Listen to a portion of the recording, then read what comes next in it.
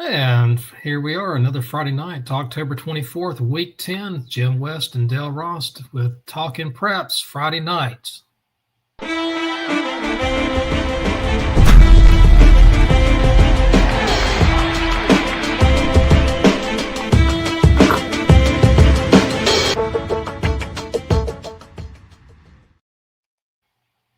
So, Dale, what's on your mind tonight? Football. Okay, that's Why interesting. don't you? Yeah. uh, why don't you start by telling us about your game? Well, I'll tell you what. First thing was from Hillsborough to Gardner usually it's about 45 to 50 minutes. It took me about an hour and 35 to get there today, and so I got there just in the nick of time, about 20 minutes before the game started. But it was worth it. It was worth the drive. Um, Fuquay scores a touchdown, then South Gardner scores two touchdowns, and at halftime I think it was 14 all, and might have it backed up. I think South Gardner scored the first touchdown, then Fuquay scored two, and South Gardner scored one. Two different teams though. South Gardner spread, likes to throw the ball, likes to have a quarterback run. Quarterback, great athlete. Fuquay, Verena, Dale, you would love that team. They love the wings. They love playing wing offenses. They sometimes would play out basically out of the wing T formation, and at other times they would have a multi set where they had a couple of receivers go out with just one running back. Usually that's when they were behind, but it was a fun game to watch. It was two contrasting styles, and Fuquay is one that I love a team that can control the clock. The problem with both those teams, though, they had trouble stopping the other team just basically because they kind of lacked depth on defense, and you can see that as the game progressed, the defenses actually got a little bit more worn out, I guess, but with both teams. But a great game. South Gardner holds on and wins 28-23. Fuquay did have the ball with about 2 minutes left. It was on their 15-yard line. They passed four different times, and four times it was incomplete pass, and then South Gardner just needed out. But a great game. I love watching. I don't know about you, Dale, but I love watching games when you have two different offenses that are. It's almost like a chess match. You know, one team was wing T, the other one was spread. Seeing how the defenses react, how the coaches made adjustments. Both teams, I thought, played better in the second half, to be honest with you. But it was just a matter of the defenses just getting tired and making, these fundamental lapses at the end. So, but a great game. Yeah, for me, I like to see defensive games first that are defensive first, and I certainly saw one of those tonight for most of the game. But offenses are certainly fun to watch, and I enjoy watching how teams can scheme against a defense that's been shutting them down, and make their adjustments to be able to ultimately come out ahead. That's Right. that's always that battle of a defensive mind and an offensive mind to see who can win. That's always a lot of fun to watch. Uh, but I like Smash Mouth. That's my number one thing is I love to see hitting, and boy, did I see some hitting tonight. I saw big kids play tonight, and just a tremendous amount of hitting. So hopefully, we'll have Coach Baker will join us. I talked with him after the game. He's afraid he might say some things. I told him just come on and say whatever, Coach. The game was a fantastic game. I'm going to say though, Jim, while you had a time getting to your game, once I got to the stadium, I hate Myers Park. I mean, I'm just going to tell you now, I hate parking at Myers Park. And at Myers Park, there's normally set aside behind the home stands, there's a hill where the fans walk up to go in, let's say through the main entrance gate, not the end zone gate. And usually media parks there.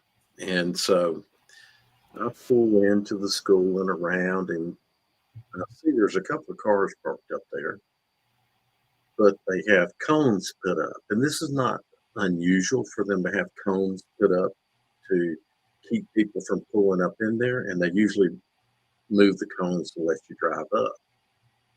Instead, the young lady says, your media, go down there and talk to them, and they'll tell you where to park. So I drove on past. Guy tells me, well, go down there and turn right. And I don't like what I'm hearing because I know what's back there. And sure enough, no place to park. Yeah, absolutely no place to park. There was plenty of places back up there, but didn't show media respect, or at least didn't show me respect. So I ended up having to drive around. I know you're not familiar with the school, but people that are. I ended up having to go back out on Woodlawn Road and come around. And then there's the way the stadium is laid out. You can come up into the school to get to the stadium, or there's a road that rides right by the stadium. And a lot of people park along that road. Well, it's completely full. Everybody's parked there. And I had to go down to the elementary school and park. Now, understand that when I first pulled in, it was right at 15 till. So 6:45, kickoffs at 7. So I had to do all that stuff and then park with a little bit of a walk. But thankfully, I was on the sideline when the ball was kicked. So I did at least get to see the kickoff, but I was mad. Oh, was I mad? And if Jalen, you guys have known him as Gifted Hoops when he has joined us on Twitter Spaces. He'll be able to tell you how mad I was. I was just livid. I was thinking in my head, Myers Park could get blown out right now. I wouldn't care. But obviously that's not the team's fault. That's now this guy that just joined us, Chachi wanted me to say something to him. But the only thing Chachi said was, tell that man in dreads. And I knew he was talking about you, Sam. But I didn't ask him what to say. I got onto something else. Tonight, we thought your team was down. Observer Preps posted upset alert. Oh, really? 7-0. Yeah. So it says we were down. Yeah, I'm on the sidelines, and the guy that's going to join us hopefully here in a little bit, he says, man, Chambers is beating West Charlotte. I said, get out of here. He's like, yeah, they're beating West Charlotte. And it's the third quarter has just started. Oh, wow. And it was either 6-0 or 7-0 is what Observer Preps had posted. I got you. Yeah, I don't know how we end up giving him a goose egg then if that was the case. No, I mean they're they're a competitive team. They're still they're still gonna be tough at home. They run the wing tee. They're doing a really good job with it. And their quarterback went down. They struggled a little bit more after he went down. But they had some good. Their first drive, they got a couple of first downs, which is hard to do in our defense. To get a few first downs, and then it looked good. It looked fluid. Wing tee, misdirection. It looked good. It was cool to watch for a little bit.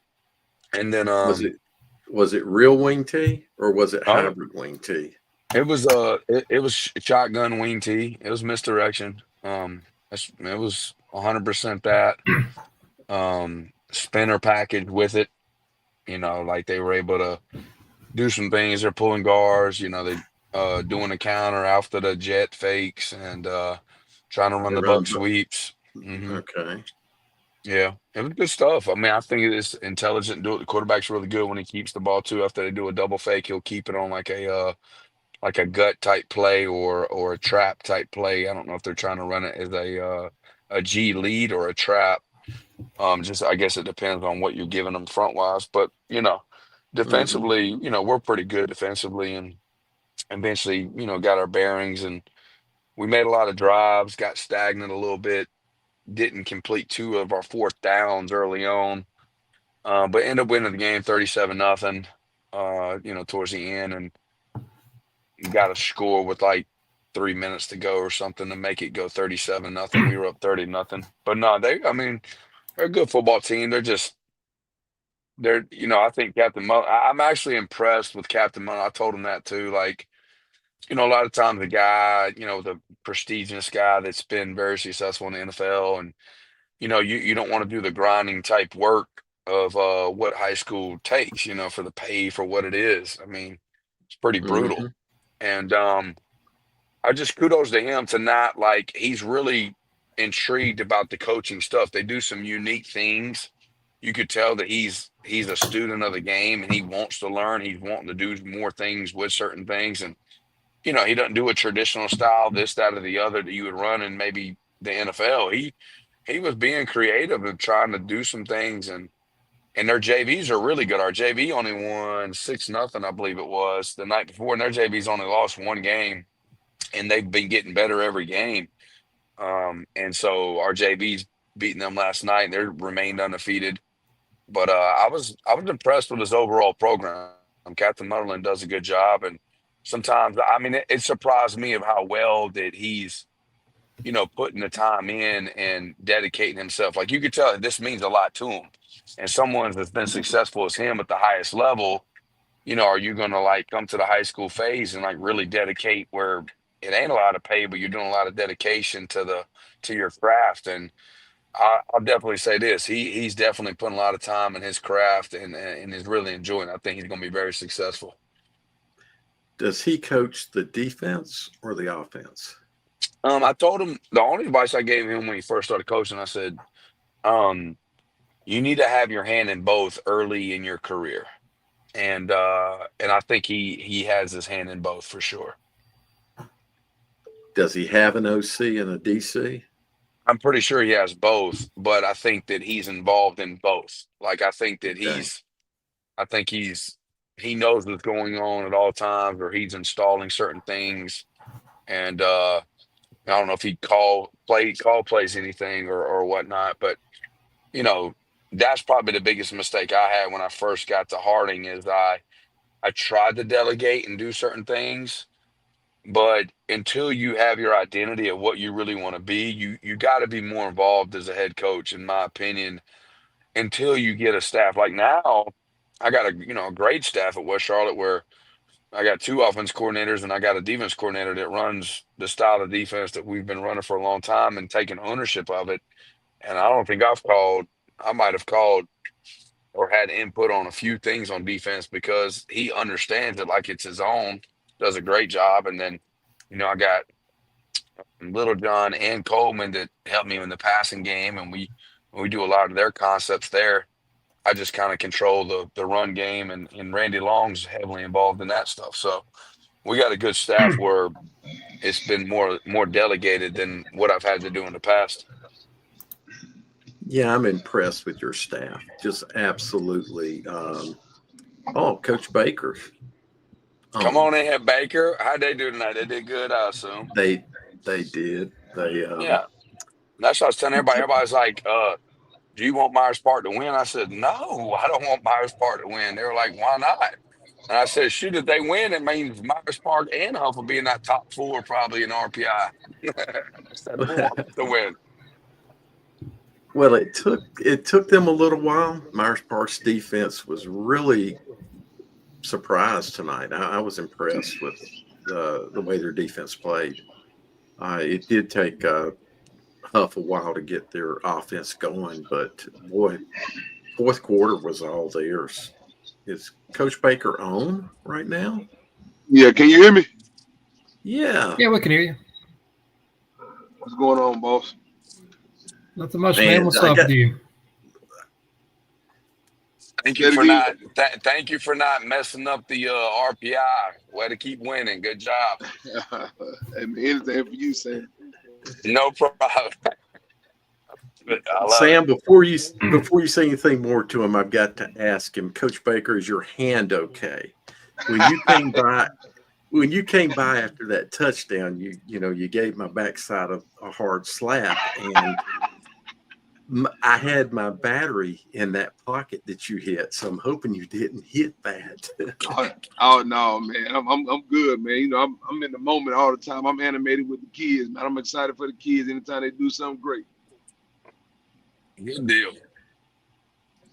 So what they win? Well, They win 20 something to 7 or 6, or how'd they do? I didn't see no scores yet. 28-6. Okay, good. They opened it up on them, huh? Good. It took. Go ahead, Coach. Tell us about the game and the slow offensive start. Yeah, we went up 7-3 or whatever, and defense playing. They were playing lights out, and you know the penalties kind of killed us too, man. Like, I mean, we got an interception on an interception. We got a 60-yard penalty. Like, how does that happen? And we go, we driving the ball, and we getting 4 or 5 holding penalties every time. Like, we can't be holding that much. But the other team getting 2 penalties. But it is what it is, man. We had to settle down and got the run game going. And Jamarion Morrison, man, he did a hell of a job running the ball. And the offensive line, man, they listen, they dominated in that third, fourth quarter. Like they got after them boys. So, Coach, I got to ask you a question about that play with all the penalties.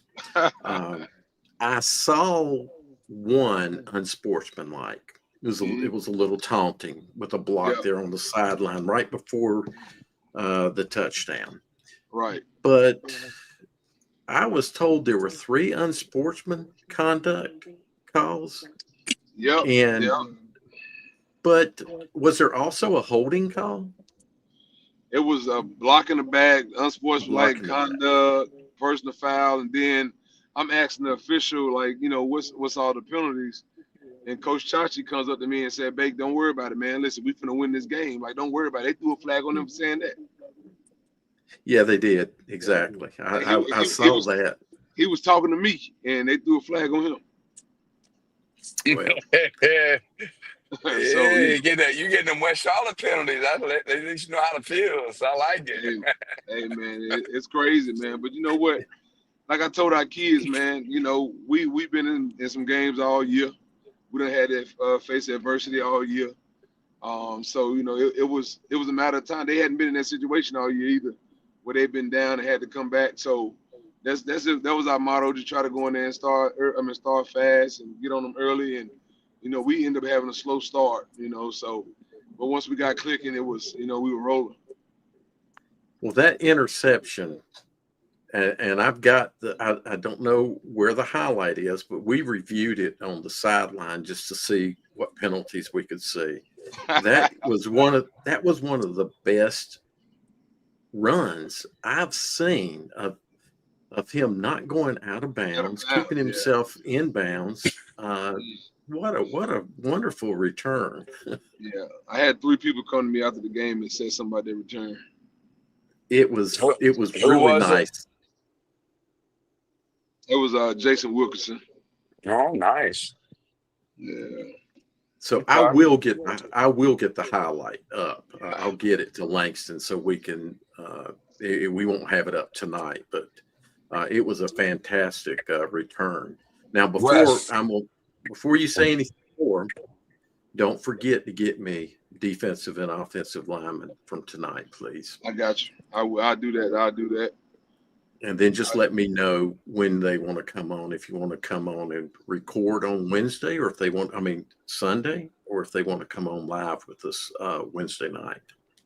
I don't know if they're good enough to come on here and talk to you, Mr. Ross. Here we go. What are you talking about? We got a lot of work to do.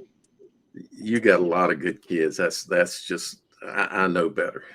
I saw what happened on that field. I'll definitely get that to you. First thing tomorrow or something. A good So win, you must, Baker. Same to you, boss. All right, brother. Hey, tell Captain Mullen he owes me steak 48.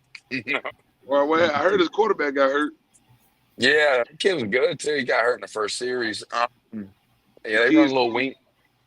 the kids were Yeah, telling me yeah, he got hurt. yeah. I mean, they struggled a little bit offensively after he goes down, obviously, because he's pretty like athletic. Running the wing T stuff, they couldn't do it as much anymore after he was gone.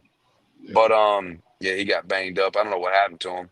But nah, the deal was, Cat Muddle and I in the summer, I told him, I said, we're gonna run and clock you, and it's gonna be okay because you're getting that rookie treatment, like we've been telling him. And he says, Coach, you can't we betted just the game, and I said, we run and clock. I'm going to stake 48. He says, all right, that's a bet. So he's got to take me to stake 48 now. So Lord have mercy. Y'all crazy. yeah. I'm going sizzling. I'm going sizzling. White man can't jump, baby. How about you crazy? All right. But shoot, I'm gonna get off, man. I gotta. My daughter waiting on me to get home. Yeah. I'll see Thank you you, on the Coach flip Baker. side. Thank you, Coach Baker, for coming in. Let's look at some of the scores in the Charlotte area, and then maybe we can also look at some Raleigh scores. All right, Independence shuts out North Mac 41-0. Mallard Creek beats Butler 44-22. West Charlotte again beats Chambers 37-0. Mallard Creek Butler. I thought that game might be a little bit closer than that. How about you, Dale? well, I was going to ask Sam, what do you think about that game? I'd have to see. Mallard Creek? Yeah, Go ahead. I would have to see the game, how it played out. But I thought if Butler played as well as they did versus us, then they could give them a hard time. But remember, Mallard Creek just got embarrassed too the week before, and so they're going to play with. All right, looks like Sam might have cut out. Dale, can you still hear me? I can agree on the embarrassed part. I don't know if I just don't know about Mallard Creek. They offensively 1 week can't put up points, and then this week they put up a ton of points. So it'd be interesting to know what the difference is besides teams, what the differences were offensively for Mallard Creek. Let's keep on going down here. The Greater Charlotte 7A, 8A. Hopewell beats West Mecklenburg 17-13. Huff beats Myers Park 28-6. And South Meck beats Garinger 63-6. We've already talked about Huff and Myers Park. Hopewell, West Meck, I thought it was going to be a pretty close game. And, of course, I thought South Meck would blow out Garinger. Southwestern 7A, 8A. Ardrey Hill 28. Well, I didn't think the Hopewell West Mecklenburg game would be that close. I thought Hopewell might win by a couple of scores. South Meck faces Myers Park next week, and Myers Park thinks that South Meck is a pushover. Now, this has nothing to do with the score, but I did talk with a number of Huff coaches tonight, and they all felt like South Mecklenburg has a good team, obviously not on the level with a Huff, but they don't believe that South Meck will be a pushover for Myers Park. So that'll be an interesting game to keep your eye on next week. I was going to ask you, next week in the Southwestern 7A, 8A, does Ardrey Hill and Providence play? Yeah, that's a big game for the championship. So if Providence wins, they win out. They went out, but if Ardrey Hill wins, then it becomes a 3-way tie, I believe. With Palisades, it becomes a 3-way tie as long as Palisades wins next week. That's right. And they should. So it's a pretty important actually a very important game. So it's on my list to think about actually attending. Over in the greater metro, A.L. Brown beats Coxville 47-21. Hickory Ridge beats Harding 28-14. Olympic over Berry 28-0. And I think I heard that this West Cabarrus Central Cabarrus game went in overtime. West Cabarrus wins 42-38. I thought that was going to be a pretty decent game. I picked West Cabarrus to win by like maybe one score, but still, I mean, I think Donnie Kiefer next year, Central Cabarrus will be the real deal. Donnie always seems to turn programs around.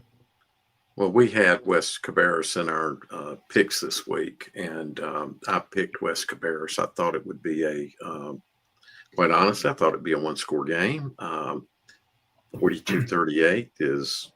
I don't know if I thought it would be that high a scoring game, but I did think it would be this kind of game. That North Piedmont, Lake Norman beats Davie County 23-10. Davie's a good team. That's a solid 7A team. Mooresville has a pretty easy way with Statesville 45-13. South Iredell beats North Iredell 49-21. Mooresville, that's a team in the 7A that you have to look out for. They're probably in the top 5 in the state in 7A. I agree. You said Mooresville? Mooresville. Yeah, 100%. I've been raving about them since the beginning, saying that once they get their feet grounded, defensively with, Stevie Williams just got over that. I think the world of him defensively. He's a great coach, and they're only going to get better. They're going to be a tough out for anybody in 7A, and don't be surprised if they are in the semifinals or further in 7A. Oh, I agree, Sam. After watching them play Huff so well, I knew right then that this was going to be a team to contend, and sure enough. Yeah, they're mad at Gary for saying the triangle of the 7A. They wanted me to say to them, the Gary, that it's not a triangle, it's a square. You better put Mooresville in that discussion too. I said, okay, I'll tell them. Well, I see Charlotte Catholic wins. They beat Cuthbertson 28-14. Catholic, I think it was the last week they lost to Marvin Ridge by like 7-3 or something like that. So it's good to see Catholic back in. Sun Valley beats Marvin Ridge 30-7. Weddington 49, Piedmont 0. Weddington is another one of those 7A teams you got to watch out for. I think it's really Grimsley and Weddington are like on a plane by themselves in 7A.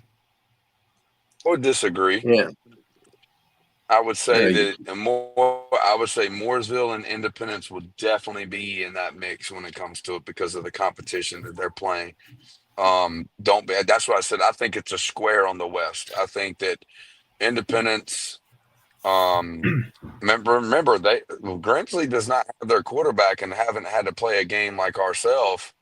Really, outside, I guess West Forsyth gave them some problems and they still pulled away, but.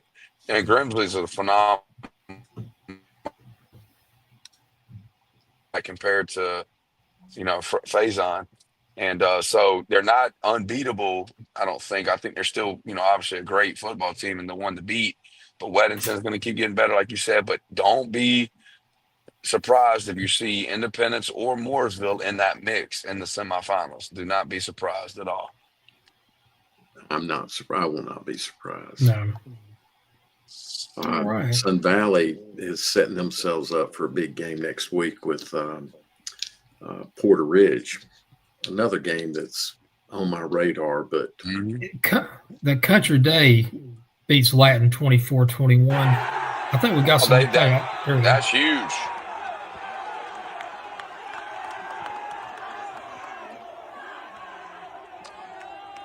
That's a huge win because no one in the Observer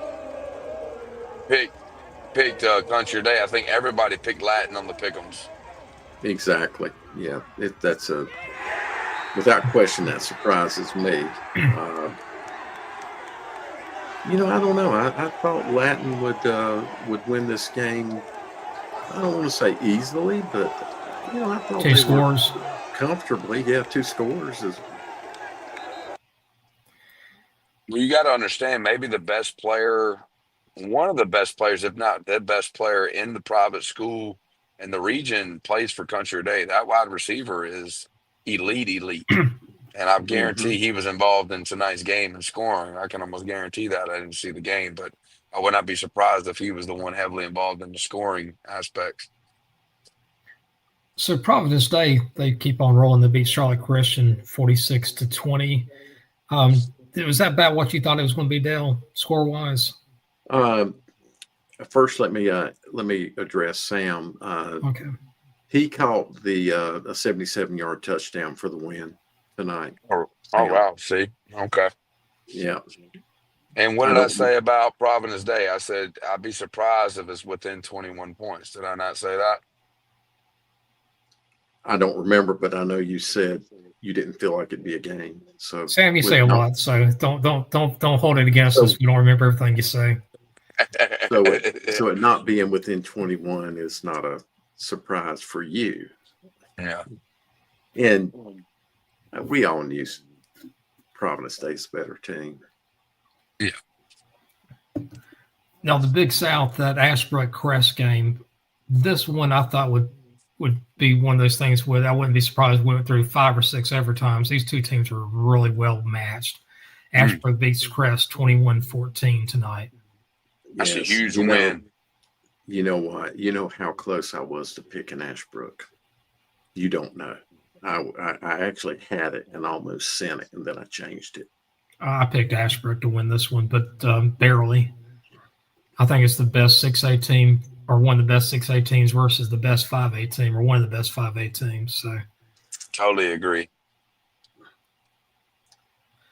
Kings Mountain, they beat Hunter Huss 31-14. You know, Kings Mountain had a pretty bad loss last week, but they bounced back. Last week, I think they lost to South Point by a running score. So Kings Mountain wins again. And, you know, South Point, that's one of those 5A teams right there. They could win the state. They're a really good team. They beat Forest View 56-14. Yeah, South Point's a very good team. The Big Five, these independent schools. Didn't copy, Sam. I said, look at Monroe getting after it. Everybody was doubting Monroe, and I'm like, okay, just because they played us in Weddington, don't fall asleep that they can't make a move now because they've been battle tested. There's something about teams that play big competition. You look at Corvian playing Butler, playing, Monroe playing us and playing Weddington. Now look at them playing against a Mount Pleasant, who's a really good football team, but everybody's like writing Monroe off. But now all of a sudden, Monroe ain't lost a game in a long time after the first 4 games. I agree with him. Monroe off. I think Forest Hills might be a little easier to write off because they did lose some talents that transferred out of the program. They've been struggling a little bit since about the 5th or 6th week. They did beat Anson County 14-12. And Parkwood, they hold up and defeat the West Stanley Colts 45-42. South Piedmont for a 5A Concord all over Salisbury. You know, this is not the Salisbury of the last several years. This team is really struggling. Concord, they had a very impressive win. East Rowan beat South Rowan 33-14. J.M. Robinson, this is a team that I keep on telling people in 5A, they're a sleeper. They beat Jesse Carson 45-19. And West Rowan, I consider this to be an upset. They beat Northwest Cabarrus 23-21. I thought Northwest Cabarrus was better than West Rowan. I was thinking maybe a 10 to 13 point win by Northwest, but West Rowan wins that game. Dale, Sam, did you have any thoughts about that game? No, but I was just going to say I don't think J.M. Robinson's a sleeper. I think they're a contender. Yeah, I think so too. I think they're like with the Hickories and the South Points and the Crest and so forth. Really, someone mentioned on I think it was Jalen, Gifted Hoops. When he heard about the Concord Salisbury score, it wasn't a final, but it was 30. I think it was 35-7 or something at the time. And I told him this isn't Salisbury, that we knew from 5 years ago. This is a totally different team. I totally agree with you. That Western Foothills Conference, this is an underrated conference, Dale. There's a lot of good teams in here, and Bandy's and West Iredale. People think about West Iredale not winning a game last year, and this year it seems like every game they're very competitive in. Bandy's wins that game 36-32. Both of those are solid teams. East Lincoln, they're one of the best 5A teams in the state. They beat Maiden 35-21, which is Maiden's one of the best 4A teams in the state. Mm-hmm. Newton Conover, very solid 4A team. They beat Fred T. Ford 35-14. And North Lincoln, they hold on and beat Bunker Hill 19-12. Again, that's a good conference. That has 5 really good teams in it. Agreed. East Lincoln, that's a good bounce back. Yeah, it is. After a disappointing loss to Hickory last week. I agree. That 5A is going to be interesting. I have Crest as number 1, and I might keep Crest at number 1. I don't know. I mean, losing to what may be the best 6A team in the state is no shame, and losing them by only 7 points and holding a team like Ashbrook to 21 points is pretty impressive. So it'll be interesting. Right now to me, 5A could be like a five-way tie for first. Gotcha. So I'll tell you what, let's see what we got, what other scores we might have, maybe in the Raleigh area. Here we go. I've seen both Friendship and Willow Spring play this year. This score does not surprise me at all.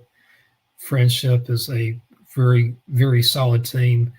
I don't know if they're a top 10 in 8A, but they're probably definitely in the top 15. They beat Willow Springs 28-7. Now, Jordan's a top 10 team easily, maybe even a top 5. They beat Green Level 62-0. If I was Sam or Coach Baker or anybody in the 8A that's in the West, Jordan might be one of those teams that you'll play for the championship game. They're that good. Panther Creek and Apex, haven't seen a score on that one. Broughton beats Athens Drive 41-6. Enloe beats Corinth Holders 28-22. That's about what I thought that score was going to be. I thought it was going to be either team would win by 1 touchdown or so. Millbrook all over Wakefield 55-0. And for the battle for second, Rollsville beats Leesville Road 20-10. I thought that was one of those games that could really go either way, but Rollsville wins by 10. So I don't see any real surprises. I mean, these are probably each team I would have picked. In the Greater News 7A, I see the last score of that Fuquay South Gardner. South Gardner wins that game 28-23. We don't have the score listed in front of us, but again, South Gardner wins 28-23. Clayton beats Gardner 34-22. We had Scott Chadwick on the call this last Wednesday, and he coaches Clayton. And that ends up, I think Gardner beats Southeast Raleigh. Southeast Raleigh beats Clayton. Clayton beats Gardner. So that's a 3-way tie for second place. The first place winner is going to be probably Cleveland, unless Clayton beats Cleveland next Friday, then Clayton and Cleveland would be tied for first in conference. And being that I guess Clayton would win on head-to-head, Clayton would win the conference championship. That's a very good – that Greater News 7A, some really good teams there. And the team that didn't play tonight was Southeast Raleigh. And, again, Southeast Raleigh might have the second most talent in that conference. Oh, the Tobacco Road 6A, 7A. Chapel Hill beats Riverside 35-2. No surprise on that. Don't see a score for Hillside and Northern Durham yet, but I know Northern Durham is struggling mightily. Northern Durham, you remember, Dale, 30 years ago, that was a team that nobody would want to play for state championship. And I did see it by the third quarter. Hillside was up 42-0 over Northern Durham. So, Mm. And then Southern Durham all over East Chapel Hill, 60-0. Nothing to surprise on that. Southern Durham's a very good team. I know they beat Hillside last week, so that pretty much Southern Durham's pretty much wrapped up the conference championship. In the Triangle, 6A, 7A, Middle Creek all over Cary and Colonel Gibbons over Sanderson. That's a huge win there, 71-13. I was debating whether that was going to be a running score or not. I thought it was going to be maybe a 30-34 point win. Colonel Gibbons says, we're going to run the score on that. Yeah, much. The Northern 6A, 7A Heritage beats Knightdale 32-23. That's a mild surprise on that. I thought Knightdale would win that game. Vance County beats East Wake 48-19. And Wake Forest over Franklinton 23-7. Wake Forest, they struggled at the beginning of the season, but they've really righted the ship. They've won like 3 or 4 games in a row now. So it's the time of year to start winning. Oh yeah, Reggie Lick is such a great guy. I still my heart breaks for him after him losing his wife by a freak gunshot. That was just awful. All right, let's see if there's any more scores we got tonight. Let's see. Here we go. Harnett Central, Southern Lee. These are 2 struggling programs. I thought that game would be a little bit closer, but Harnett Central beat Southern Lee 50-13. Earlier on the season, I saw Lee County. Lee County I consider them an average 6A team. They're not the Lee County of old, but Union Pines is a really good 6A team. They're actually in my top 10 in 6A. Brian Till is a great coach. Then he beats Lee County 42-3. Western Harnett and West Johnson, I haven't seen a score yet. We'll see if I maybe in a little bit see if I can come up with anything on that. In that game, I would think West Johnson would be favored. We'll see if we got anything here. Actually, I do have West Johnson was up 35-0 in the third quarter. No final on that. So Cedar Ridge, Carborough too. Well, my buddy Reuben Davis, you remember Reuben, I'm sure, Dale. He'd say, "Oh yeah, these are 2 mangy dogs trying to battle for a bone," and that's kind of how you'd look at Cedar Ridge and Carborough. And I'm not trying to pick on Cedar Ridge because I do live in the Cedar Ridge district, but it's a very struggling team. Carborough should win that game. Webb beating Seaforth 44-39. I thought that was going to be a pretty decent game. And that might actually decide who wins this conference, to be honest with you. I think Webb beat South Granville earlier on the season, or maybe they're playing this next week. Orange beat South Granville 16-8. In the Three Rivers, I see we don't have a score for Eastern Wayne and Washington. I'd say Eastern Wayne would win that game. North Johnson over North Lenoir, 48-25. West Craven all over Southwest Edgecombe, 44-19. Dale, I don't know if you've ever been to Vanceboro or not, but they have some pretty good football over there. I haven't been there to watch a football game, but I have been there. Yes. Yeah, some good seafood over there, by the way. Some good, if you like broiled seafood, and that's one of my favorite types of seafood, to be honest with you. Battle over in Franklin County. Bunn beats Lewisburg 34-19. I think that's the first loss for Lewisburg this year. I think they're now finally got their first loss.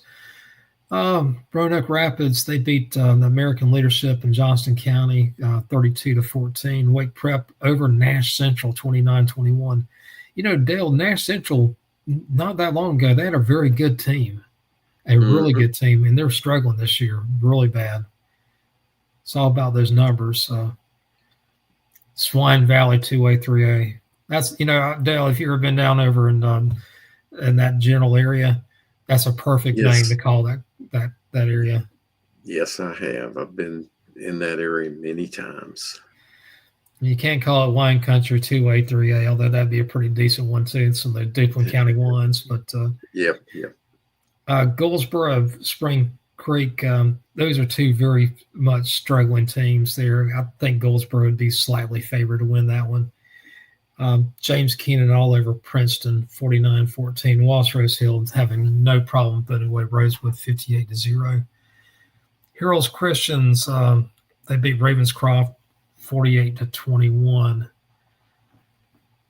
So maybe we can get some statewide scores up here eventually. Maybe we got some more Raleigh scores, but okay, great. Thank you so much, Mr. Producer.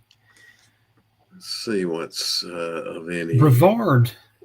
Dale, that Brevard team is probably your best 4A team in the state. They beat Tuscola 36-3. I know some people would say Reidsville, but I'm going to take Tuscola over Reidsville right now. Let's see. I'm looking. I said we got the Eastern Wayne score there. They beat Washington 49-6. Yeah, I don't see. Oh, how about the Grimsley-Dudley game? Grimsley beats Dudley 42-14. Yeah, they took them to the woodshed. Rose beats Newbern 48-35. That's a good game. That's a big rival game there. Yeah, it is. As did Watauga not play tonight? They may not have. They might have had the night off. Yeah, I don't see a score up there for them. Of course, I'm looking for them on the winning side. Yeah, I don't see them on the losing side either. Northeast Guilford, they beat Asheboro 38-35. That Asheboro team, that's a very much of an improved team. You know, for Asheboro used to be pretty much a 500 type of team. And then over the last 7 or 8 years, they really struggled really bad. And it's good to see them on their winning right ways. I think they're 6-3 this year. So Asheboro's a team that could be a dangerous team in the 6A playoffs. Thomasville beat East Davidson. Oh, I did see a score. I don't see it here. Cape Fear beats Terry Sanford tonight. I think it was something like 50-39. That was somewhat surprised me. That's a surprise to me.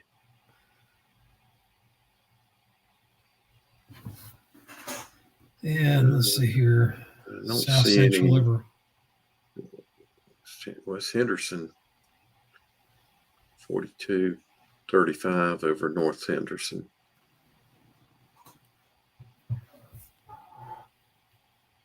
Look at that West Craven. That's certainly not the final. Yes, it was 44-19 with Southwest Edgecombe's listed there as 44, but I think Southwest Edgecombe scored 19 points.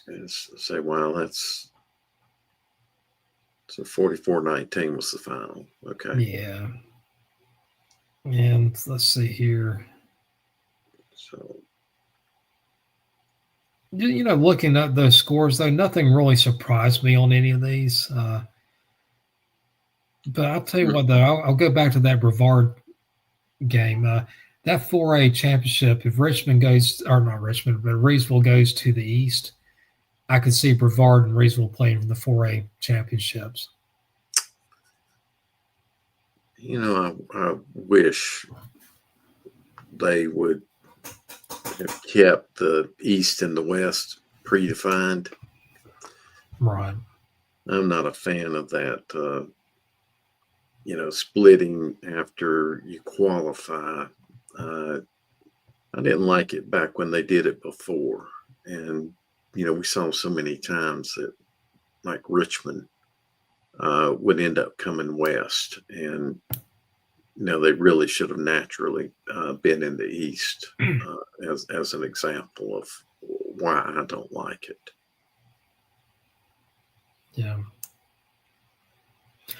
Back in the day when you used to have to subdivide, you get your, like, let's say back in the old days when we had 4A, you get 64 teams, then you'd subdivide.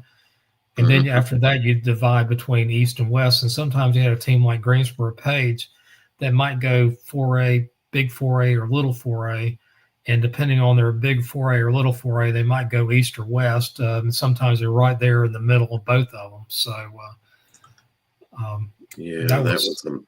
was hard to keep. That was a big challenge. That was back when I was. I would put together projection brackets starting about with 3 games left. Is usually when I would start doing my brackets, and it was so hard back then to, because you had to keep track of both longitude, latitude, or you had to keep track of size, ADM. Of course, qualifying everybody and the different methods that they used for qualifying. There's arguments. I'm sorry, go ahead. Wouldn't it be fun if we had selection Saturday where me, you, and the team on the Talking Prep could pick the brackets? It wouldn't have to be, it could be what we want to do as opposed to something that's arbitrary like a RPI. No, I'm against subjective picking. I mean, just for one time, Dale, just for 1 year. That's all I ask for, just 1 year. Just get it out of our system. All right, here we go. Some Charlotte area scores here. Corvian beats Christ the King 26-0. That Christ the King team, that's a very good team. Of course, Corvian's one of the best in the state. Corvian, that Corvian Tarboro, that looks like a very strong possibility right now, though. Community School might have something to say about that. They beat Linktree Charter 58-7 and Pine Lake Prep all over Lincoln Charter 44-21. I think Corvian will have a little tougher route to the state championships than Tarboro will, but I still think Corvian's your favorite out of the West. Burns beats Highland Tech 48-0. Shelby beats Bessemer City 68-0. Stuart Kramer all over Cherryville 42-7. And then we finally have a competitive game. West Lincoln beats East Gaston 27-21.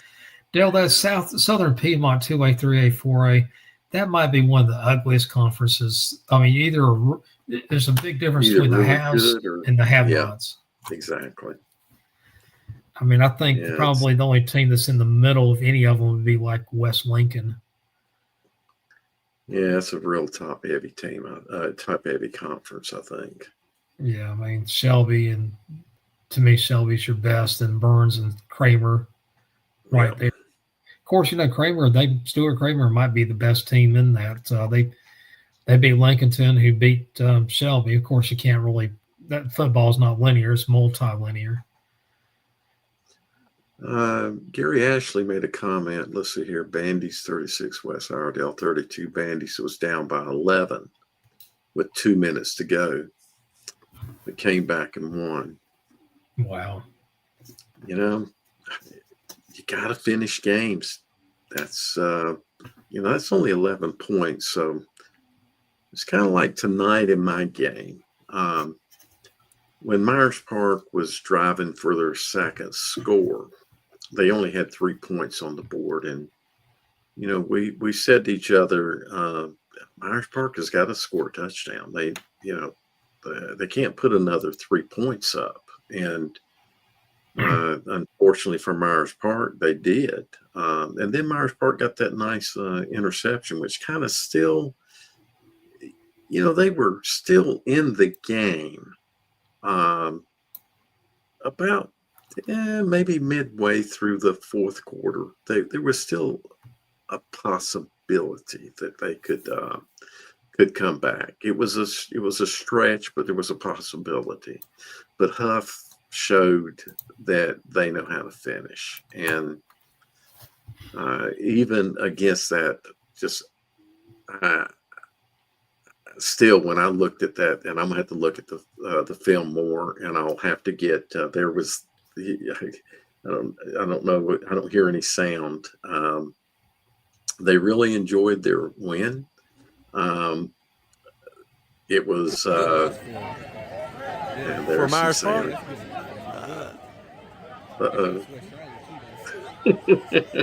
I forgot we talk a lot. But Jim, it was it's one of those things that they knew how to finish. There's a finish right there. Now he almost that could have got you a taunt as well. Turning around and pointing at the guy.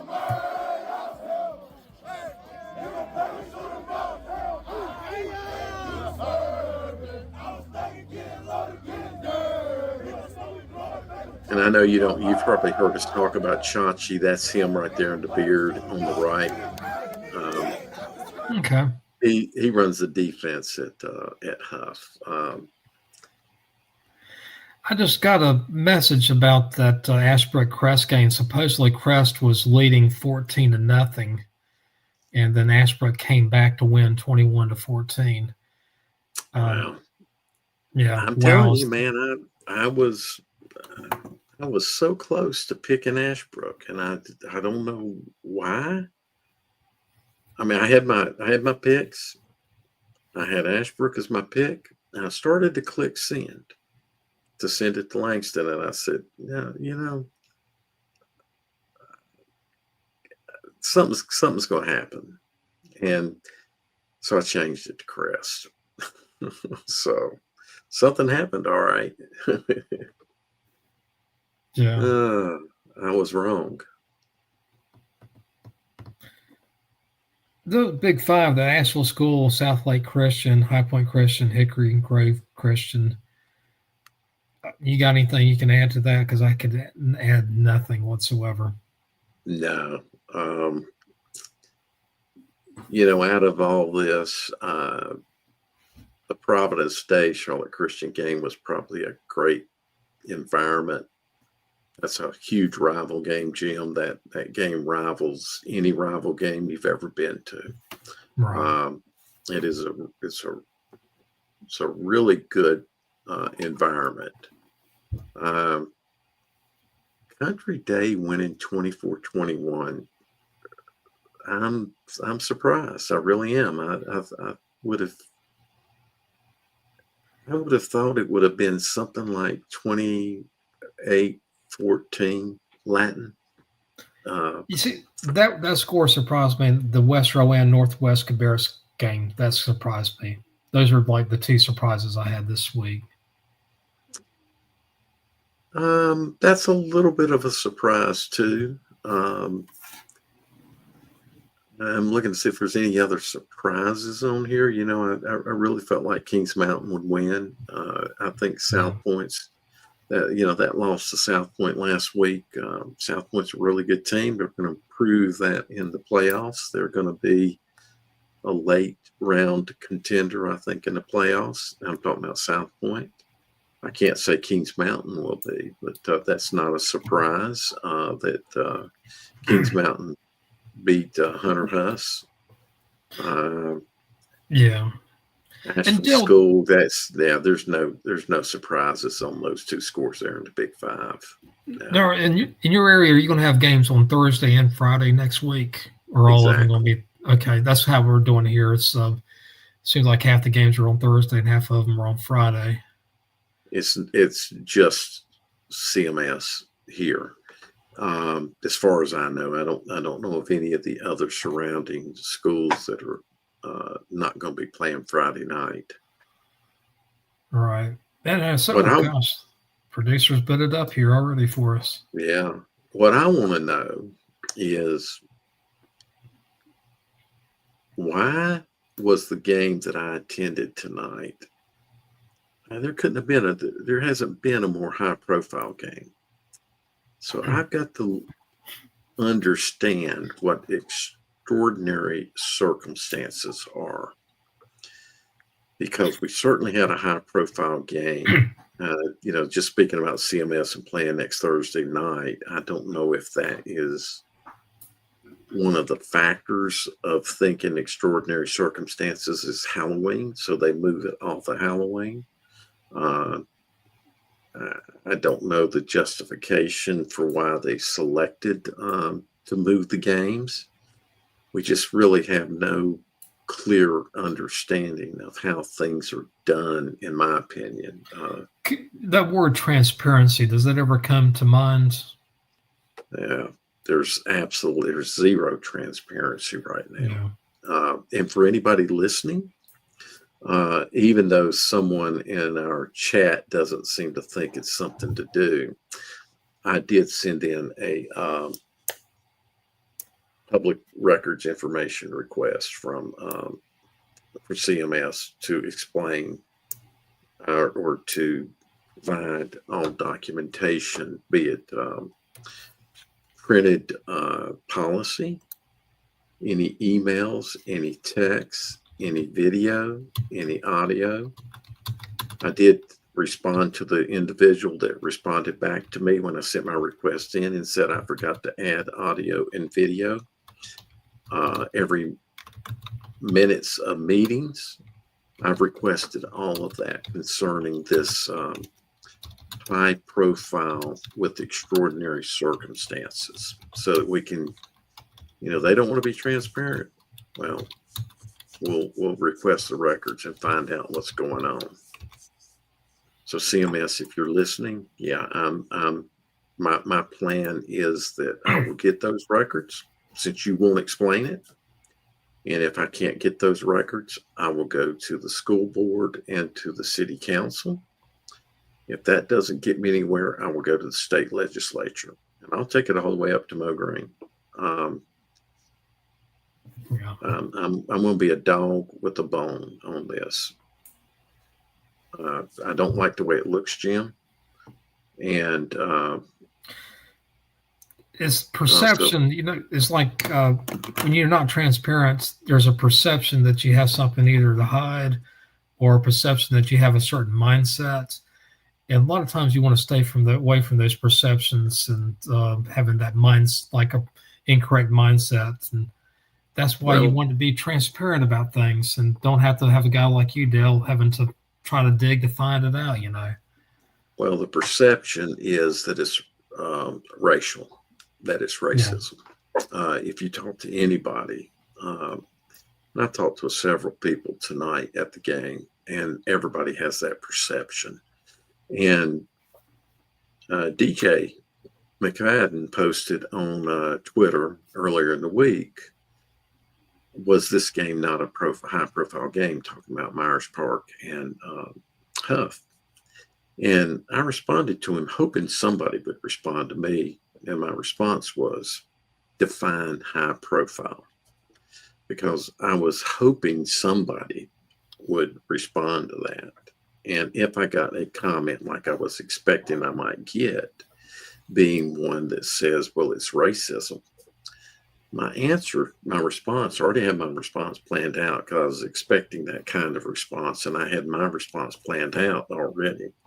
And my response was going to be, I can't say that that's the situation, but I also cannot say that it's not the situation, because we don't know. You can't prove or deny it. That's right.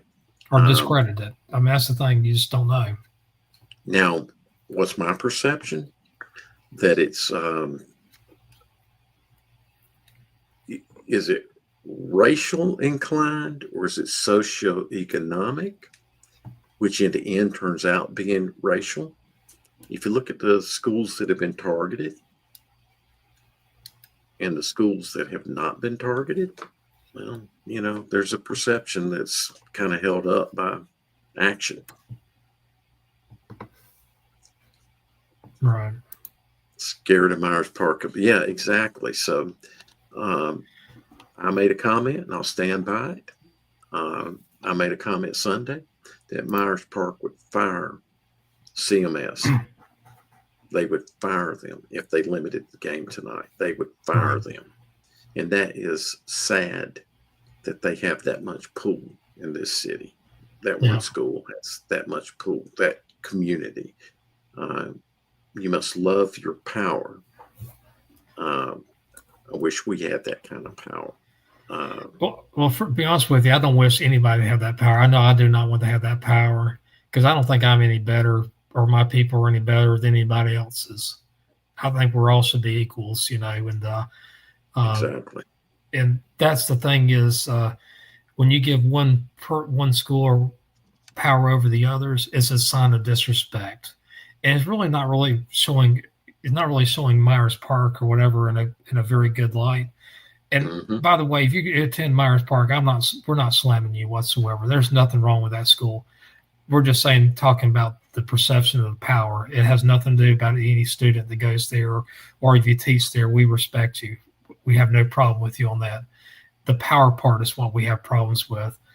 When you're talking about just the word disrespect, when you have a school like Indy and a school like Butler or a school like West Charlotte that's being penalized, and there's no real true transparency going on, what are you supposed to believe in? I mean, we've heard the word racism, and I can't prove it.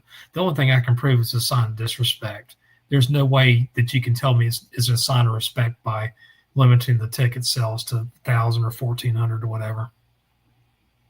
Yeah, the thing about that Indy West Charlotte is that cost West Charlotte tens of thousands of dollars. It wasn't a small number. It's a big number that will fund buying uniforms for baseball and what, all the other sports. Every other sport depends upon that revenue that comes in. So it's a big impact. It's not just a little small one game impact. This has major impact throughout. So I'm just kind of disappointed with what I'm seeing happen. Right. But maybe there won't be any more games limited. We'll see. Maybe. Yeah. And the one thing I'll share with you, Dale, and I don't have any idea, there might be some information that we're not aware of that's not being shown to us. And that's where it goes back to that transparency that might add some little bit more understanding about why they limited ticket sales. And the thing is, we don't know. I'm just throwing that out because we don't know what information that might turn our opinion about it. Just be transparent. No, that's right. With us. We're left to develop our own perception of what we think we see. That's what we're left with. And lack of transparency, this is where you get all these conspiracy theories coming through. I mean, seriously. And sometimes there's no conspiracy theories whatsoever. It's just somebody that was too arrogant to share their thought process. And sometimes it may not be CMS. It might be one or two or three people at CMS making all these decisions. We just don't know. See, that's why you got to have policies on handling this kind of stuff. Policies concerning what you do. So there's policies that you develop, but there's also policies of how you share the information, how you are transparent. If you don't have policies that govern that, if you make a decision, that you will relay that decision and explain why that decision is made. If you just leave it to, well, okay, we're going to do this decision, and if we tell people that's up to you, that's not how it should be done, and this is what we're left with. Right. And, I'll give you a person who I actually respect quite a bit for their transparency is Q Tucker. I don't know if anybody knows this, Dale. You probably know about this. Nod, nod, wink, wink. But, 7-8 years ago, you get somebody that's trying to push Q to make a wrong or to make an exception to a rule. And Q says, here is our policy. This is what happens when you do something bad. And, if there's fighting or there's illegal participation, this is the ramifications. These are the consequences for it. And, having a policy that's shared with everybody is transparency. And then you get some blowhard that's trying to say, well, no, we don't want you to be transparent in this situation. We want you to make an exception. And if you make an exception, that's where transparency goes out the window. So, we don't want you to follow your guidelines this time, but we want you to follow them every other time. Yeah, exactly. We're the exception is what they're trying to say. And again, it's a person that probably doesn't really quite understand how transparency works or how you work within a certain structure. So no, it's anyway. a person that, because of their political position, feels like they have power, and they're exercising that power. And then when that power was, no, your power doesn't mean anything, policy means everything, then that person's like, I'll show you. And after I saw after that happened, I saw Q and I said, got a great idea. Let's just go ahead and canonize that person. And she's like, canonize? Why would you do that? And I said, well, that way the only thing we have to do is kiss the ring. yeah. So and that's exactly what they're trying to do, trying to circumvent that. Exactly. So did you see the green wave, Jonathan Christopher? So you Ashbrook people, I'm happy for you. And Dale, let's talk a little bit about Ashbrook. That's a team that's always had talent. And it's good to finally see them reach that level where they're winning big game after big game. And this is this kind of the Ashbrooks had a history of good teams. Right. Oh, they used to, like in the 60s and 70s, had some really good teams. Yeah, 70s. When I was at West Mecklenburg, we scrimmaged Ashbrook, and we had just gotten our helmets painted the day of the scrimmage. We were given our helmets. They had just been, they were freshly painted, right? And probably my third play, I played fullback, and it was either my second or third play. I got a green streak down my helmet right here that lived with me the entire season. That guy hit me so hard on the helmet, and he left his green wave on me. Yeah, he knocked you all the way back to Saturday. Exactly, and they were good. That was that time frame. That was the middle 70s, 78. That was in 77. Ashbrook was a good team. They were a good program. Dale, I'll tell you what, talking about fullback, this is back in 1993, was Georgia Tech versus Arizona. And Georgia Tech's fullback runs right down the middle and just hits. I mean, it's like it runs right into a wall and just goes boom. That was like the worst hit I've ever seen. The guy got up afterwards, but I was like, I was wondering if he saw some Tweety birds going around his head. I love seeing hits like that. As long as it doesn't happen to me, I love them. Oh man, I've seen those guys. I've been part of some hits like that. And I was telling, I don't know why Jalen didn't ever join us tonight, but I thought we saw a kid on the field, the quarterback. I thought they were doing smelling salts with him, and I got hit one time so hard I had to have smell. They used smelling salts on me to get me somewhat oriented. Right. So I was asking him when I saw that, and I thought I saw them putting something under his nose, and I assume they still do that. So I asked him, I said, you ever had anyone use smelling salts on you? That's the thing about football is you can get your bell rung. Oh yeah, you got it right. In the most strange ways. Well, Bill, I've been asked. Let's look at some of the games for next week across the state. I mean, this is the last week of the regular season, and I'm just going to look at it here.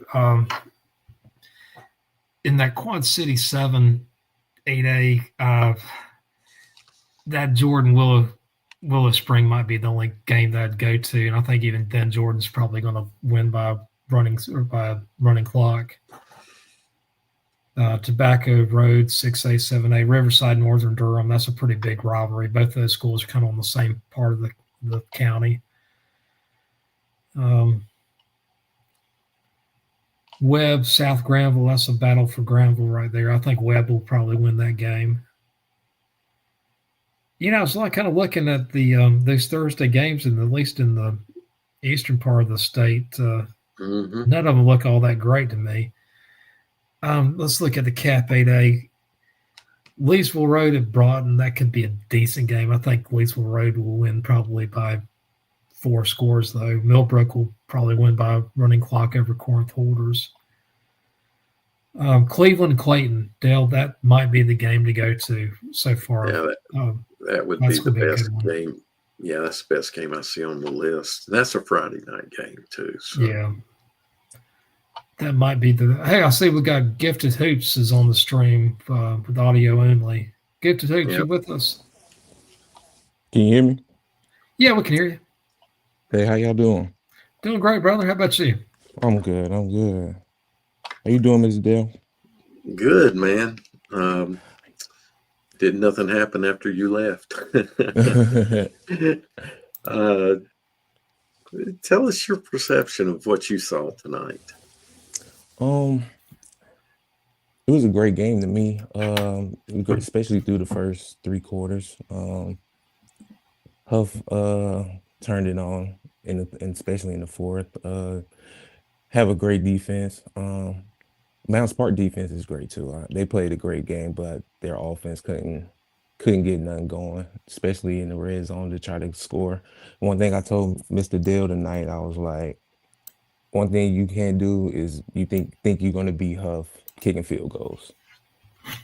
And when they kicked 2 field goals when they got in the red zone, and by that time, I think Huff figured it out, and they turned it on in the fourth quarter. Yeah, how about that massive penalty play? What are your thoughts on that? That play, it was a lot. It was a lot going on that play. The kid that caught the interception, he had a great run back. He did have did see the taunting penalty. But after that, once I heard that it was like 3 taunting penalties, I was like, oh man, that was crazy. They went back it looked like about 60, 70 yards or something like that. Yeah, I don't know if you heard it. Coach Baker was on, and he explained there was a block in the back, so that's why there was no touchdown. Okay. I've got to go look at the video, but I think I know the play. They probably the situation that they threw the block in the back flag. I don't know, from what I remember of seeing right there, I don't think that would be a block in the back. But so there was a block in the back. So that occurred somewhere around the 35, 40-yard line is where so all the penalties got marked off from there. So you and I saw the taunting occur on the block down near the goal line. Yeah. There was another unsportsmanlike conduct call. And then apparently Chachi was telling Coach Baker to calm down. They're going to win the game. And the officials threw a penalty on Chachi. So yeah, exactly. So that's what Coach Baker said. So that's where that 45 yards, and then of course the block in the back from the point of where they threw the flag, which I think was again in that 30 to 40 yard line. So Jim, you had a touchdown wiped out, and Myers Park is 1st and 10 way back at their own 20, something like that. 20, 25 yard line. Something like that. but they did score. Yeah, I think they scored like 2-3 plays later. Like yeah, exactly. Wow. So, like Jalen says here, the Myers Park defense played very well. The Myers Park offense did not help the defense at all. And then I think when the quarterback went out, that kind of changed things as well for Myers Park. That put them in a much different situation. Yeah, for sure. You were right when you said, that second field goal, they needed to score a touchdown. You said that before they ever got in position to have to kick. And you almost think they probably should have went for it. But it was still, at that time, I guess, kind of close. 14, Yeah. It was 14-3, right? No, No, it was 7. yeah, it was. I think it was still 7-3. 7-3. Yeah, I think it was still 7-3. That's right. Yeah, I just had a feeling. I was watching the game and how it was playing out. I was just like, Myers Park just had to score in that possession just to keep them, had the momentum swing their way. Just because Huff defense is a tough. Their defense is lights out. So Yeah, exactly. so getting a touchdown right there I think it would have definitely helped swing momentum their way. But them getting that field goal, I think that definitely gave Huff a little boost of like a sense of like they're down there, but they're not scoring. So as long as they're not scoring and we're still not in the rhythm yet, and once they did get in that rhythm, yeah, I think that's when that separation happened. Tell Jim where you went last week. Oh, I went to the East Lincoln and Hickory game. Oh wow, that must have been a great one. Yeah, that was a good one. I like both quarterbacks. The game was crazy. That atmosphere is crazy. That was my first time going out there. The LED lights, all the orange and the green flickering. Yeah, it was a great game. Could you see either one of those teams winning the state championship or both? Either one of them? For sure. I think they could really compete. They could compete 7A. I think. Like that's how talented they are. Like the quarterback, It was the quarterback for East Lincoln made a couple throws. I was like, okay, and then quarterback for Hickory made a couple throws too. They said, I think I heard them say that he was pretty good at baseball. So, but yeah, the game was a phenomenal game for sure. For sure. Last year, West Charlotte, I believe, beats Hickory in the playoffs, and now when both of them were 3A, but now West Charlotte is 8A and Hickory's 5A. So, yeah, I'm pretty sure Hickory can compete with the 7As pretty easily these days. Without question. Jim, have you ever been to East Lincoln? I have. I've been to Denver, North Carolina, but never been to East Lincoln High School. If you ever get a chance, it's a phenomenal environment for football. Just absolutely phenomenal. You know something interesting about Denver? I have an office in Charlotte, or at least my firm has an office in Charlotte. And a lot of the people in the office in Charlotte, they actually live in Denver. And I'm not surprised. That's a bedroom community to Charlotte. Yeah. And it is also a good reason for them not to go into the office. They can telecommute from Denver, or actually just stay home and not have to go into the office. And Denver's is one of those places where I could see people moving to. It's a good location. Well, I'll tell you what game are you going to go to next week, Dale? Chachi? No, that's not Chachi. Oh, sorry. No, Chachi. Oh, we got talking or gifted heaps. I'm sorry, guys. Yeah. Too late for me tonight. You're good. Sorry about that, brother. I invited Chachi. Chachi told me, he Okay. said, I got to go ask Baker if he wants me to Okay. come on, because Well, Chachi will say anything. So Gifted Hoops, where are you going to go next week? Um, I don't know. I'm not even for sure. I know that Independence and Butler play next week. I think. They do on Thursday. Thursday. Yeah. So depending on if they allow people to go into the game. We don't know. I don't know. But that's definitely a game that's on my radar. mine too. They How better far do let you guys? people in. How far do y'all live from Bonnie Cone? I think that's over in Huntersville, or maybe it's in Iredell County. Where's Bonnie Cone located? I don't think I live that far from Bonnie Cone, to be honest. I was going to say you should go over there tomorrow. They're playing a really special team in my eyes, North Stanley. They're playing on a Saturday game Okay. tomorrow. What time? You know what time that game is? I do not know. I was thinking for some reason it was early, but it's probably could Google it and find out.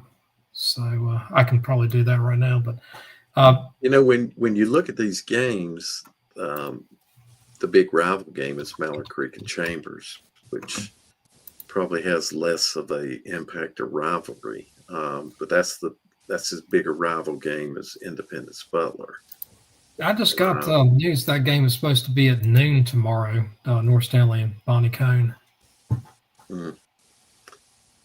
I live a little bit Myers too far Park is away. playing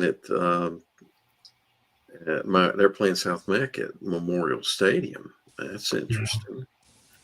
I didn't there's not really as far as in Charlotte, the big games are the Independence Butler and Audrey Killen Providence. That's your best games in Charlotte, I think. Now, I don't know if the Independence Butler game, where that's going to fall in competitiveness. Audrey Kill Providence might be more competitive. I think Audrey Kill Providence, that could actually go either way, to be honest with you. Where's that game at? It's Audrey Kill in Providence. It's at Providence. Yeah, Thursday night. That A.L. Brown West Cabarrus game could be decent. I think A.L. Brown will win, but that could be a decent game. Yeah, so why are those? So it's not just Charlotte schools that are going to play on Thursday night. It looks like it's going to be some other schools. If we could go back, we just changed to scores. Let's finish looking at the games. I'm just looking to see if there's any other games, Jim. For me, it's going to be those for Thursday night. Now, Friday night. That Crest Kings Mountain, I think Crest will win pretty easily, though. Sun Valley Porter Ridge, that could be a good game. Well, that's going to be your most. Look at there. There's Carrie. Carrie, our favorite photographer. Oh gosh, she's awesome. The Sun Valley Porter Ridge game is so Jalen. If you're still on here, that's a I'm still here. That's a good environment if you've never been there. Porter Ridge is a fan. That's a big rival game. Mm-hmm. It's the two schools in Indian Trail, and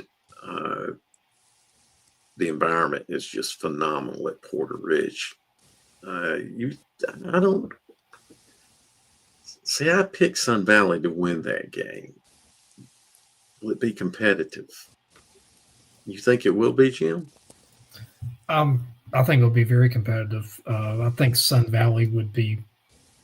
Right now, I'd pick Sun Valley by maybe a touchdown, but if that much, I think it'll be a very competitive game, though.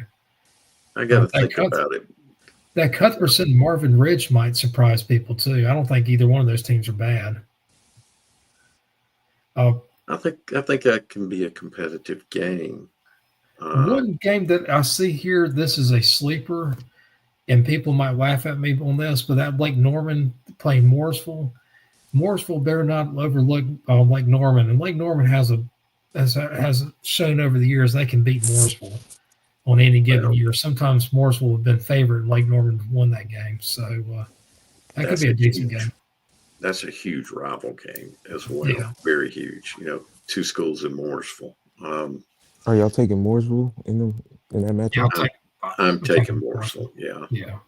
That's me too. Charlotte Christian and Charlotte Latin. That's an interesting game there. That game has maybe become more important with that Country Day win tonight. So that could be an interesting game, Jim. Yeah, I agree with you. I know you don't follow these privates that much, but that could be a really good game. Ashbrook and Hunter Huss is another rival game, but I don't expect that to be close. Yeah. Covenant Western. What else we got on here? I just don't see anything.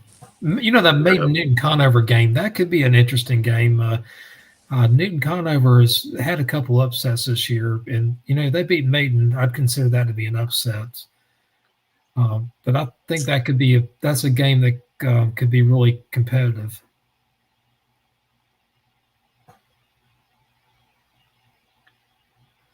And then on Friday over in the Triangle area, Thursday and Friday, I think we talked about it earlier on. Thursday, probably the game that I'd go to would be. Actually, I'm not going to any of these games. I'm going to go see West Carteret play Northwoods over in Pittsburgh. On Friday, I have to decide. I might try to go over to see Scott Chadwick's Clayton team, but that's a 7:30. That's a good hour away though for me. Yeah, that's probably the best game that I see here. Yeah, I agree. Should be competitive, and two very good football teams. So I'm talking about overall competition. That East Wake Nightdale game might be a pretty good one. Those teams are fairly easy. Yeah, that's the only other game. Most of these are blowouts, though. Yeah, I don't think. Yeah, most of these games I would just not waste my time. Well, Dale, we've been out here for about. Here are some more games. That Wallace Rose Hill James Keenan game. Oh gosh, I'd love to go to that. Dale, I've been to one of those games. I went with a guy named Brian Castine about 10 or 12 years ago. I know who he is. He's a good friend of mine. He's a James Keenan alum, but now he does a lot of athletics for the Wallace Rose Hills team. So he's a turncoat, but he's still a great guy. That would be a great game to go to. Princeton will beat Rosewood. I imagine Lewisburg will beat Wake Prep. Oh, here's one for you. That West Craven Eastern Wayne game, that would be a game to go to. That will be a very competitive one. I think West Craven will win, but it's one of those things that Eastern Wayne's good enough that they could pull the upset. But good game. West Craven Eagles? That's correct. Yeah. I just try to make sure I can associate schools, mascots with the schools. I gotcha. Well, Dale, I know we've done an hour and a half. I was going to see if you had any closing thoughts for final thoughts. Gosh, I hate to keep going on and on about this, but, based on the game that I attended tonight, a very, very high-profile game, I'm looking for what extraordinary circumstances are. So, CMS, if you happen to see this, how about explaining extraordinary circumstances to us? A lot of us would like to know. I talked to a handful of people tonight, and about the game that I was at, which should have been a high-profile game, and without question, the crowd was just overwhelming, and even the Huff crowd turned out. I think they almost filled up the visitor side, which was a little bit of a surprise. So, Jim, that's just it. I don't mean to harp about it, but here in my world of high school athletics, this is playing too big of a part because of the perception that's being developed. And Right. I would like to knock down perception, and I prefer facts. You know that about me. I know. You're a pragmatist. You believe in pragmatism, and you're against conspiracy theories just without any proof or evidence. We're just speculating, and Exactly. the big thing is right now is we don't want people to come up with the wrong conclusions, but we want people to have the facts to come up with conclusions. Exactly. I don't want to be drugged into creating a conspiracy theory, which is what I'm doing. I'm in my head. I'm developing this whole perception of it being potentially racism that's driving this. And Right. I don't want to do that blindly. I hate that. I want facts. So prove that wrong. Prove this perception wrong. Just transparency. That's all we ask for. Transparency. Exactly.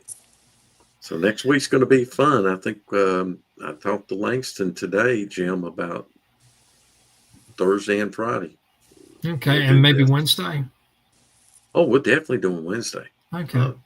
That's our thing, man. And then will we do a selection show on Monday when they finally release the brackets? Or they finally released the brackets, exactly. So we got a bunch of content that'll come up next week, and we'll have linemen on next week. Certainly, nobody's wanting to submit them, but I saw some good linemen play tonight. So we got our Monday show, which is mainly the other guys interviewing players of the week.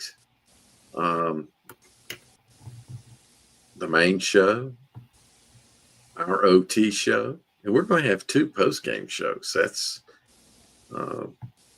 Thursday and Friday. I hope you're up for that, Jim. I didn't turn it down. Well, that Thursday is going to be a very abbreviated one for me because I have to work the next day. But well, it's very abbreviated, period, because there's not a lot of games. Yeah, so exactly. Probably, I don't expect we'd even have to go an hour. We'll see, but I expect it to be a lot shorter. Yeah, exactly. Well, from Jim West and Dale Ross and countless others that have helped us out tonight, thank you so much. We'll be back with you later on this week or next week with Talking Preps. So until then, take care. See you.